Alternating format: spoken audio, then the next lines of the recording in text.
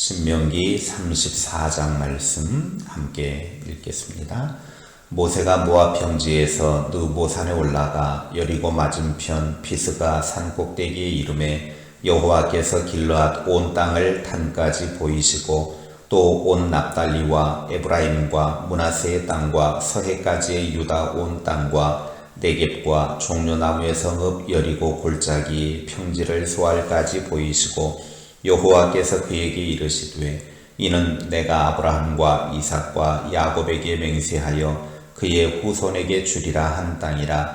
내가 네 눈으로 보게 하였거니와 너는 그리로 건너가지 못하리라 하시매 이에 여호와의 종 모세가 여호와의 말씀대로 모압 땅에서 죽어 벳부을 맞은편 모압 땅에 있는 골짜기에 장사되었고 오늘까지 그의 묻힌 곳을 아는 자가 없느니라. 모세가 죽을 때 나이 120세였으나 그의 눈이 흐리지 아니하였고 기력이 쇠하지 아니하였더라. 이스라엘 자손이 모압 평지에서 모세를 위하여 애곡하는 기간이 끝나도록 모세를 위하여 30일을 애곡하니라. 모세가 눈의 아들 여호수아에게 안수하였으므로 그에게 지혜의 영이 충만하니 이스라엘 자손이 여호와께서 모세에게 명령하신 대로 여호수아의 말을 순종하였더라. 그 후에는 이스라엘의 모세와 같은 선지자가 일어나지 못하였나니 모세는 여호와께서 대면하여 아시던 자요 여호와께서 그를 애굽 땅에 보내사 바로와 그의 모든 신하와 그의 온 땅의 모든 이적과 기사와 모든 큰 권능과 위엄을 행하게 하심에 온 이스라엘의 목전에서 그것을 행한 자이더라. 아멘. 모세는 120세라는 나이에 죽음을 맞이하게 됩니다.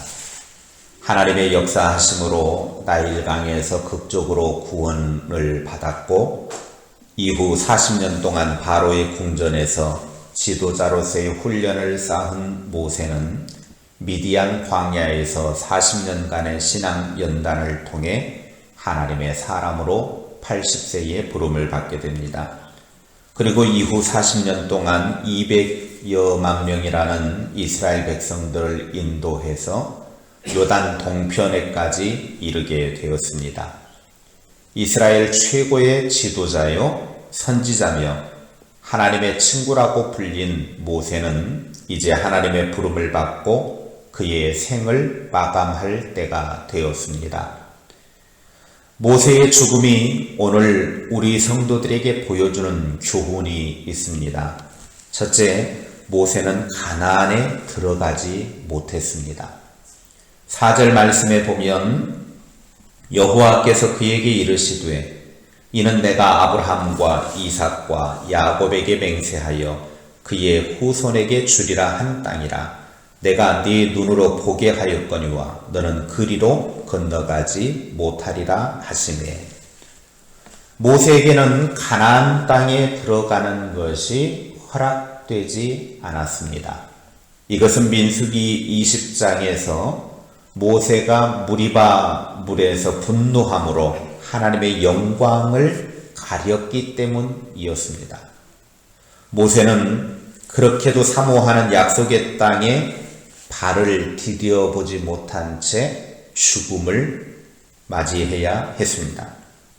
아무리 위대하고 하나님 앞에서 최고의 선지자고 지도자로 역임을 받았던 모세도 한 번의 그 일순간의 실수로 인해서 약속의 땅에 들어가지 못했다라고 하는 것은 율법으로는 누구도 천국에 들어가지 못하고 어떠한 위대한 인간이라 할지라도 자신이 쌓은 선으로 주님 앞에 옳다고 인정받아 천국에 갈 수 없다는 것입니다. 갈라디아서 3장 11절에 바울은 말합니다. 하나님 앞에서 아무도 율법으로 말미암아 의롭게 되지 못할 것이 분명하니 이는 의인은 믿음으로 살리라 하였습니다. 율법과 의로운 행위로는 구원받을 수 없음을 모세의 가나안 입국 전 죽음을 통해 보여주고 있습니다. 천국까지 이룰 수 있는 길은 예수님을 믿는 믿음 위에 굳건하게 설 때만이 가능하다라고 하는 것을 깨닫게 해 주는 것입니다. 둘째, 모세는 무덤을 남기지 않았습니다. 모세가 죽은 후에 6절 말씀에 보면 모압 땅에 장사되는데 그가 묻힌 곳을 아는 사람이 오늘날까지도 없습니다. 이것은 하나님께서 모세를 직접 장사하셨기 때문입니다. 유다서 1장 9절 말씀에 보면 천사장 미가엘이 모세의 시체에 관하여 마귀와 다투어 변론할 때에 감히 비방하는 판결을 내리지 못하고 다만 말하되 주께서 너를 꾸짖으시기를 원하노라 그랬습니다. 유대의 전승에 의하면 천사장 미가엘이 모세의 시체를 매장하도록 보냄을 받았는데 마귀는 모세가 사람을 죽인 일이 있기 때문에 그 시체는 물질 세계를 맡은 자기들에게 넘기라고 해서 마귀와 천사장 미가엘 사이에 격렬한 논쟁이 벌어지게 되었다고 합니다. 그때 미가엘은 마귀에게 모독하는 판결을 내리지 않고 그 문제를 하나님의 손에 맡겼습니다. 그래서 유대 전승은 하나님께서 친히 모세를 장례하고 천사장 미가엘을 시켜서 모세의 무덤을 지키게 하여 사람들의 접근을 막으셨다라고 말합니다. 이렇게 모세의 시신을 사람들에게 숨기신 이유는 백성들이 모세의 무덤을 성역화해서 모세를 숭배하는 범죄를 짓지 않도록 하기 위한 조치였습니다.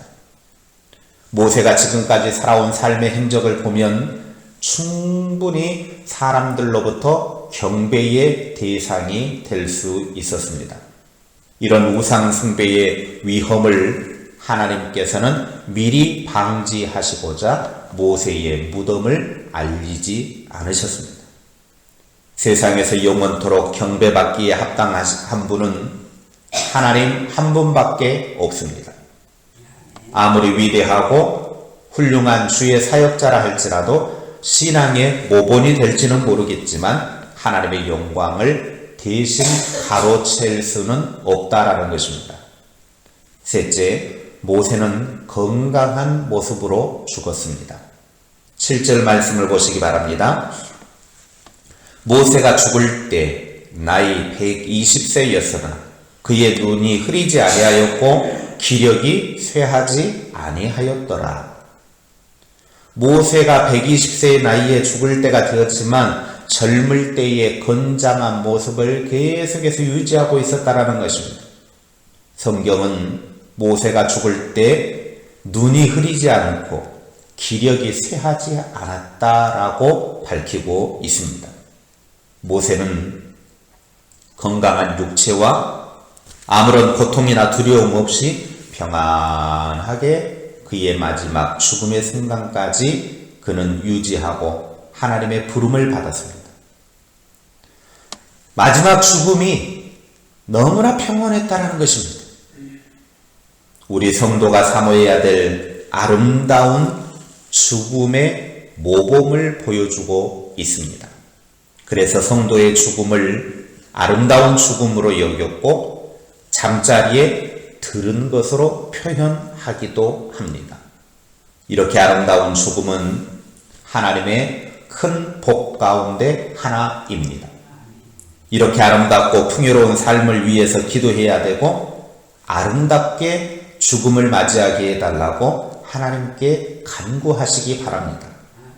이제 남은 생에 돈 많게 해달라고 뭐 해달라고 기도하지 말고 나의 마지막이 신실하게 하나님 섬기다가 고통이나 두려움 없이 편안하게 하나님 품에 안기게 해달라고 기도하시기 바랍니다.